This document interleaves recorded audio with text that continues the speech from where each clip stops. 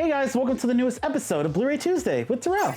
All right guys, we're back. We're episode 84. Isn't that crazy? These are going by really fast. So, I don't have a lot of Blu-rays this week, but a lot of stuff did come out. Scream Factory this week put out The People Under the Stairs. It's re-released in 4K, and I think it has some new bonus features. It has a cool slip, thankfully. You know, Scream Factory, you're putting out some of these movies with no slip covers. Like, why do that? Like, who wants a slipless Blu-ray? I don't, but a lot of you guys do. So, that did drop today. Also, Dungeons and Dragons. I feel like I just saw that in the theater in 40X. If y'all ain't seen a 40X movie, get into it because that shit is fun.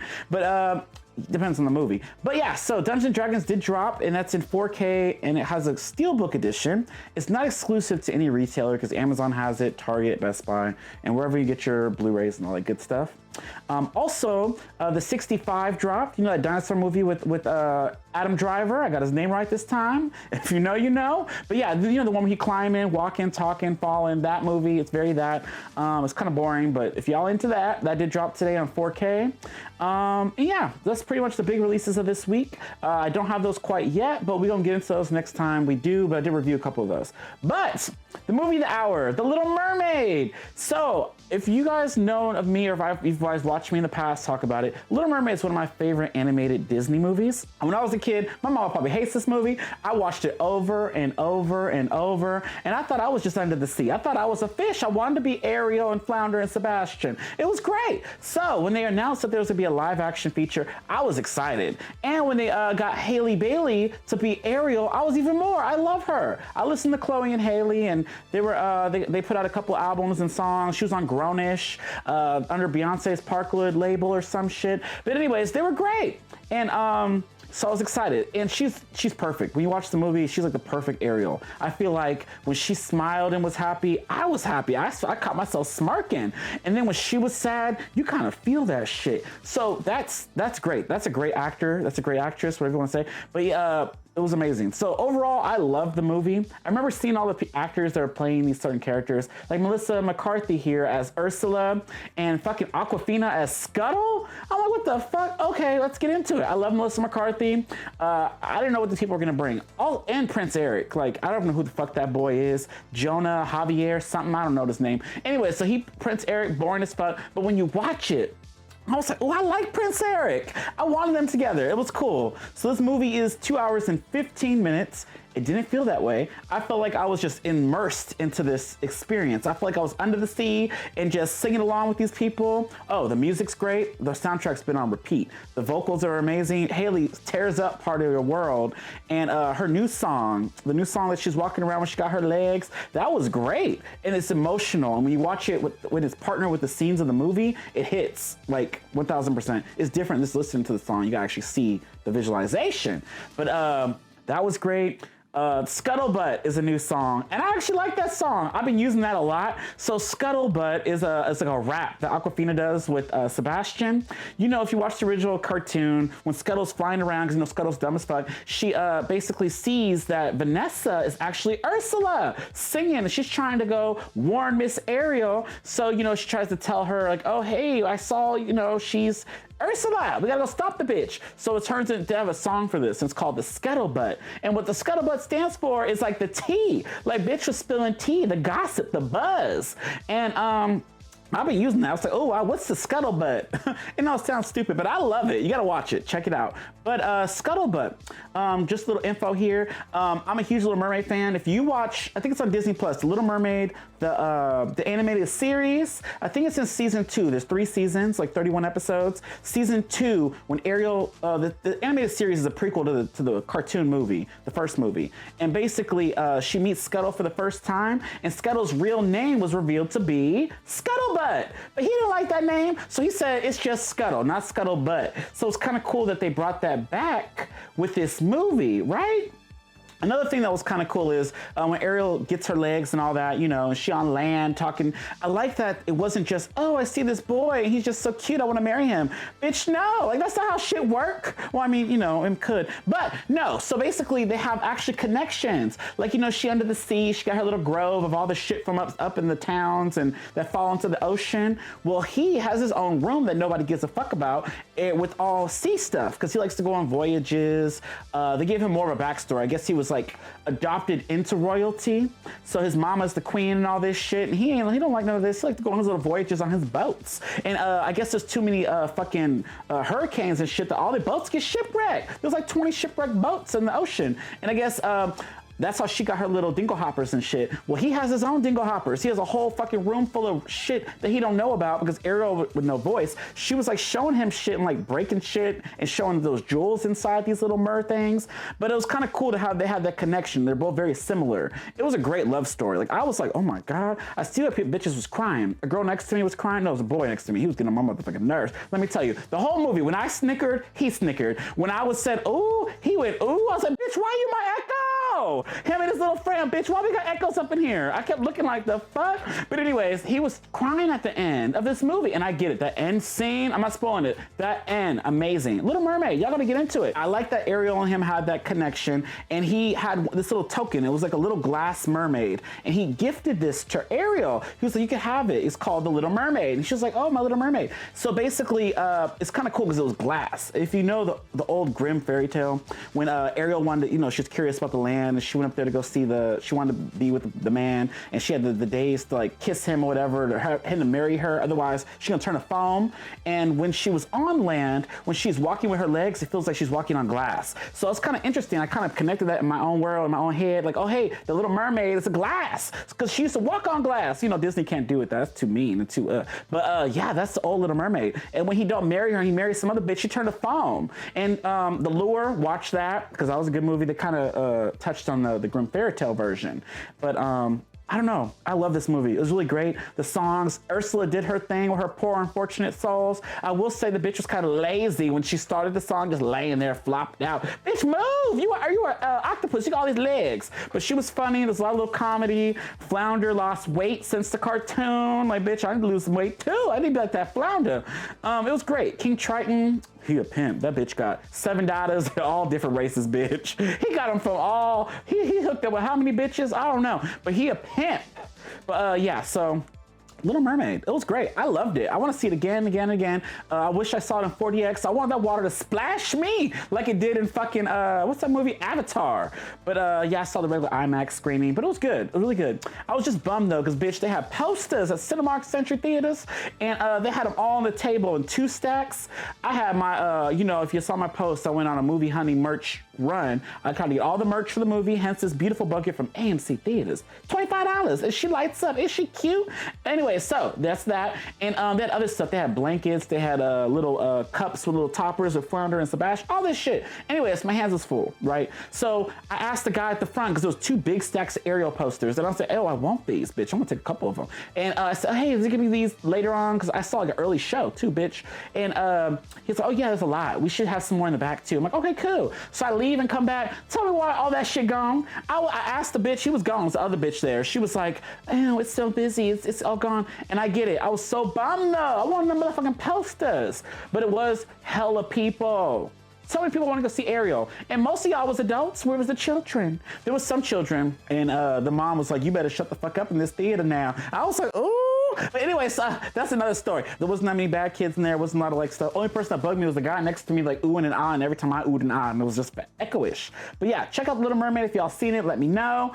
Yeah, I checked out another movie over the weekend. I didn't check it out a lot, but I watched another movie. This one's in Spanish, and you can find this on Netflix. And it is called Tin and Tina. T-I-N and Tina. T-I-N with an A. So they got the same name, but just add an A to the next one. So this is about, I'm not gonna spoil this too much, but this is about a mother and a father, right? They wanted to have kids. They in Spanish, Spain or some shit. And this is like a kind of a religious movie. We don't get into it. So basically they want to have kids. She was pregnant with twins. And she goes to try to have these twins, and they don't make it. They die. So apparently she can't birth kids. She has this disease where she can't have children. You know, this is a reoccurring theme of 2023. A lot of the movies I'm watching is about babies and kids and women who can't have kids. I don't know if they're trying to say something to me. But anyway, so Tin and Tina, so they couldn't have children. So they're like, oh, they're really sad about it. She was depressed. Months went by. I think 6 or 7 months went by. And They went to this religious church-like thing. I think it was Catholic, I don't know. And anyways, they go there and there was like this nun and there's a lot of little kids here. They wanted to get babies, right? So they see these two little twins. They look like fucking, you know, the Children of the Village of the Damned, John Carpenter, very that. They had that little blonde, like wigs, some nasty wigs. You know, you see my wigs, it was just like that. And basically, they village the damn children, and they were playing around with the mama, and then she's like, oh, we're gonna go find some kids, basically. And because the daddy didn't want no grown kids, he wanted babies, because he wanted to raise them, I get it. And then the kids were just so sad, and they wanted to cry. So then the dad was like, okay, let's just take them. And she was like, what the fuck, I didn't want these kids. But they take the kids, and weird shit start happening. They come in with their fucking bags. You think they got bags of toys and clothes? No, they got religious Bibles, they got crosses. I'm like, what the fuck is this? So they only care about God. Like, they sat down to eat and they're like, oh, they're about to scarf in on them nasty looking jello looking food. Oh, this bitches can't cook. It was like, it looked bland. It was like a pie, but it was supposed to be food. What the fuck? I get why they weren't eating. I was like, I don't blame them. They look nasty. But they're like, you didn't say grace. And I was like, oh my God. They're like, don't you believe in God? I was like, what the fuck? Anyways, I had to say grace. When they went to the store to go get them some clothes or maybe some toys, because these satanic kids are just crazy. They were in a car listening to some kids bop song. It was like very honky tonky. The kids in the back were like, this sounds satanic. And I was like, what the fuck? And they changed the song to what they wanted to hear, and that sounded satanic. That Catholic ass, religious ass shit. Like, that was like, bitch, why are you listening to that? That sounds satanic. I was scared. So they're very religious. They put crosses around the whole house, and they had to say I don't know, it was very weird. So after this weird stuff starts happening, and these stupid ass kids, they use the Bible. They read the Bible every night for things that happen. Like, oh, mommy, you need to pray to God for what you want. They call her mommy very quickly. And they did this thing at the table. I'm gonna spoil it too much, but they're at the table, had they breakfast. This is what they had for breakfast. They had toast with jelly. No wonder they're so skinny. Bitch, we're the meat, we're the eggs, we're the grits. They eating toast with jelly. And it didn't look like it was like strawberry or grape jelly. It looked like some weird ass, I don't know, it was disgusting. This Spain, I don't know. But anyway, so they sit down and they said, mommy, I know how to talk to God. So the girl gets up.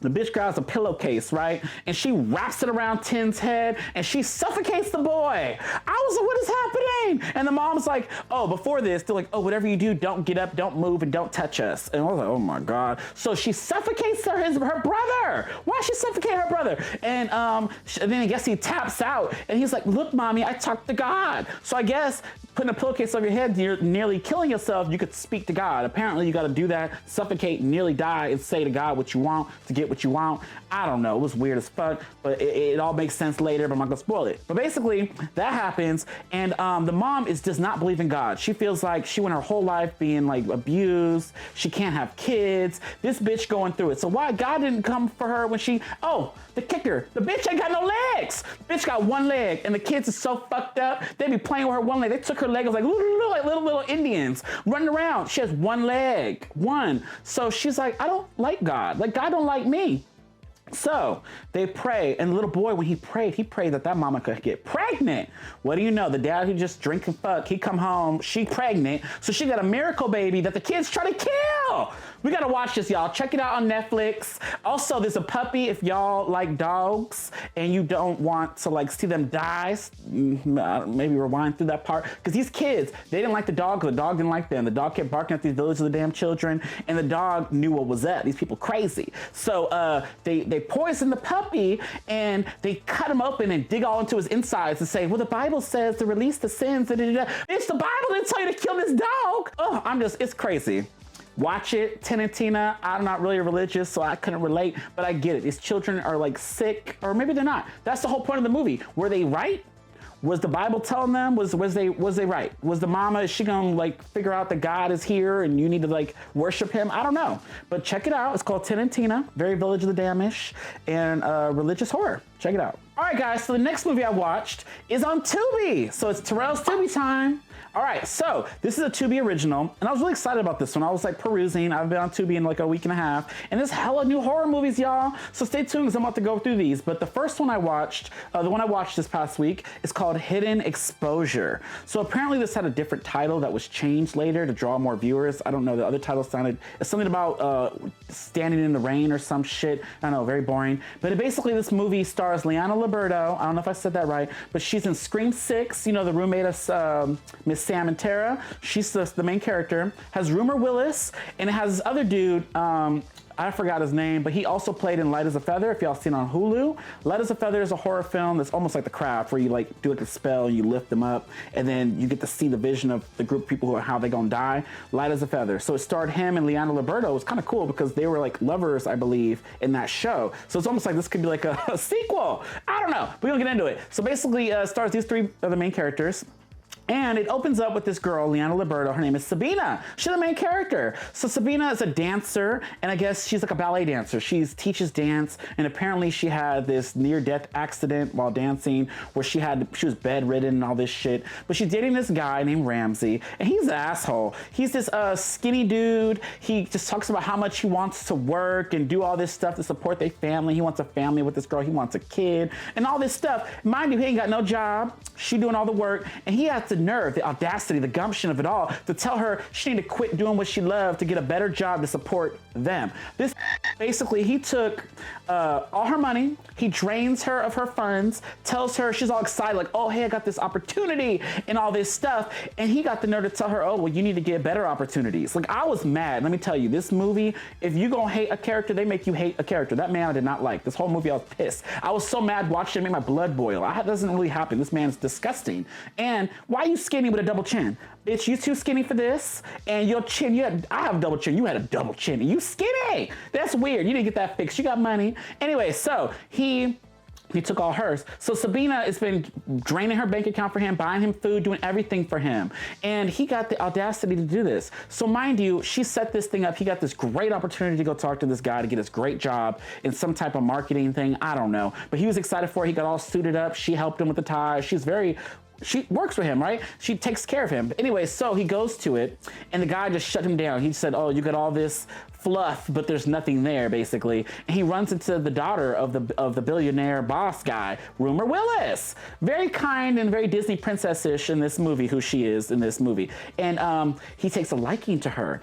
And mind you, he got the car, I think, and Miss Liana Liberto, Miss Sabina, she's in the park waiting for him. She waited for him for like 2 or 3, 4 hours while he could have been left because he got declined. Bitch, you should have went. He gonna lie to her talking about, oh, I'm going to another meeting. Bitch, he asked Rumor Willis out on a date. How you gonna cheat on my girl who gave you all this money to go for Rumor Willis with them teeth? I was confused. So he goes on this date, talking about, oh, let's go out again. He knows that this bitch got money. So she like owns half of this town, right? She got this town up in the hills and in the boonies. So basically, he takes a liking to her, and then when he goes back to Sabina, he's like, oh, I'm sorry, I'm late. Awful. I was so mad, by the way. This bitch was waiting for him. And then she had this opportunity. That's what she tells him about the opportunity. He just says, oh, you need to do a better job and take care of us. The fuck? Anyways, why he cheating? And then they go out to get dinner, and he's so standoffish with her. He doesn't talk to her. She asks him how it went. He cuts her off. It was rude. Bitch, you were just perusing and trying to kiss this other bitch. And very kiss the girlish. And then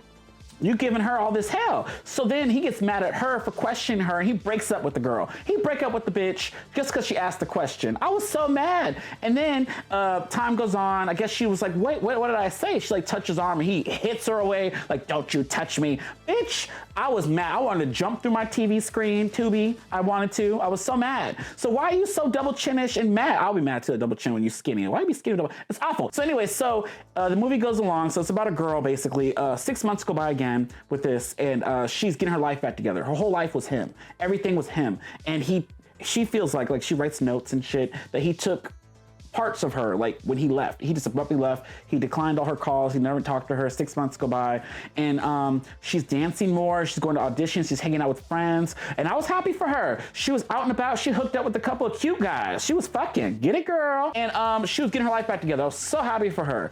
And then this man show up at a party, and he goes to talk to her. She was pissed. She gave it to him too. She's like, oh, fuck you, da-da-da, fuck you, I hate you, da-da-da. And he takes her to a corner and kisses her, and she's right back in. He fucks the bitch, right? He wakes up, and he leaves again, talking about, oh, if you see me, you see me. The I was confused. Why you fuck him? So he been wanting to kid with her. Guess what?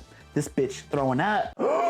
I can't tell y'all, but she might be pregnant. Anyway, so she's like, fuck this. She left his card. He has a card for where he lived now, where he worked, because apparently he a big shot. He got money. Why he got money? Because he went rumor Willis. So she follows him on a little bike, like, she go on a bike, and she followed him to his new town. And he got a whole new life with rumor, and she follows her too. So this movie's a thriller. So there's a lot of back and forth. So as you see stuff happening, other stuff happen on the backside, the past shit, and it all links together. So I'm not gonna spoil too much more. Basically, the movie's about that. She gets taken away from this. She feels like her life is over because this man left her. And it's about a person coming into their own, a person being on their own, standing on their own, not taking someone else, like, make them feel full, I guess. You know what I mean? Like that. So basically, that's what it is, but it's a thriller. It's marketed as a horror movie. I don't think it's horror, but I guess that's to grab you in, but it's a thriller. It's a great movie. I liked it. And got a lot of good reviews. That's why I watched it. So basically, she befriends Rumor Willis's character. Rumor is actually pregnant,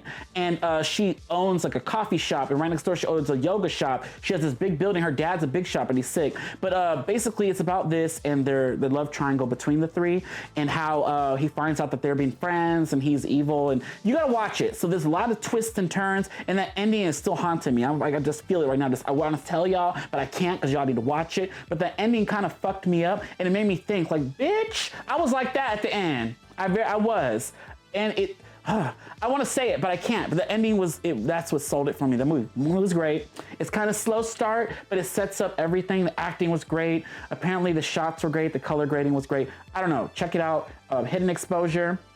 If you guys like thrillers like that kind of stuff, intertwined and evil people, and he was shitty. He was one of the worst dudes I've seen in a movie to like gaslight a bitch. And she needed to get her shit together. Like, she almost did until he came back. But that's what happens. This is life, y'all. So check it out. Tubi, love it. All right, guys, so I'm getting into some Blu-rays. So again, I didn't pick up anything recent that dropped this week, but stay tuned because those are coming later in the week. But I did have some from last week. So first off, I want to shout out Silent Horror Night 84 on Instagram. Chris, thank you so much because you reached out to me about this VHS 99 and you actually sent this to me, and I'm super appreciative. This is amazing. VHS 99 is on Shudder. They released this last week on Blu-ray, and I got that bare bones edition. Whack. But this steelbook is beautiful. It looks great. I love the cover. Has a hella bonus features like I mentioned last week, and I can't wait to open this and get into it. Yeah, so this is only at Walmart, a Walmart exclusive. My Walmart's nowhere here that carries Blu-rays. They don't put shit out. Even my Target today, I went to go look. Nothing was out on the shelf. Dungeons & Dragons, nothing. Nothing was out. We still had shit from 3 weeks ago that was out. Y'all crazy. I don't know why they don't stock shit. So in my area, Blu-rays, you only got to order online if you want them. But thank you. I want to shout you out again. And thank you for shouting us out all over your stories and shit, Overlook Theater and myself. But yeah. Check this out. Love this. So thank you again. And I really appreciate this. All right. Next up is a movie that was late last week, and it's also a Walmart exclusive, and it's Shazam! Fury of the Gods. So I saw part 1. I enjoyed it. I went in thinking this is gonna be stupid. And I was excited for this one. It has my girl Lucy Liu, and I love her. Megan Good, I love her even more. So this one, I don't know much about what this is, about this go round, but I'm looking forward to watching it. I know a lot of people probably didn't see this in the theaters because DC was going through its whole revamp during the time, hiring people, firing them, canceling out storylines, and canceling out Batgirl, which I'm still upset about. And yeah, this came out. Black Adam was just bad. So they were trying, but I mean, this one, I mean, oh, y'all. Yeah, so let me show you all this. So basically, this is the Icon Edition from Walmart. Only at Walmart. 4K release, has this beautiful slipcover. We're gonna open it, because I opened it. And it comes with your little digital copy. And it opens with the book like this. This is beautiful, right? It's all embossed. You see a dragon on the back. So cool. Look at, these are all the characters. See Megan Good. Megan Good right here in purple. She cute. All right, and then it opens up. Oh, well, it's supposed to open. There we go. It opens up like this. And it has like the dragon, you see the Shazam, and then it opens up like that, and you can see all the characters. Ain't that beautiful? And then one thing I kind of don't like is the discs are behind these little cardboard. So there's the Blu-ray and the 4K or the whatever was what, but they're in the top there. But I don't know, I really like this edition. I like all the actors. I got some good actors in this. But yeah, I have not seen this quite yet, but I'm definitely gonna watch this soon. So I'll talk about this next time I do watch it. Has some good actors. I like this edition. And yeah, DC. Another Flash is coming out. And that man, I don't like the Ezra Miller boy, but apparently that movie looked great. I only wanna see that because the Batman, Michael Keaton, and you got Batfleck is in it as well. And you got Superwoman or Supergirl or some shit, she's in it. And I don't know. DC, y'all be fucking up. I like y'all animated shit, but these movies, I don't know. But the Flash do look good. We'll get into that if I watch it. But Shazam, so I have this in the collection. I'm excited to watch it. Also, Shazam last week, that when it came out, had a steelbook at Best Buy and it had the regular 4K and Blu-ray. All right, well that's it, you guys, for this week's Blu-ray Tuesday. Thanks for listening to me ramble. Go watch The Little Mermaid, listen to the Overlook Hour, and I'll see y'all next week. Bye.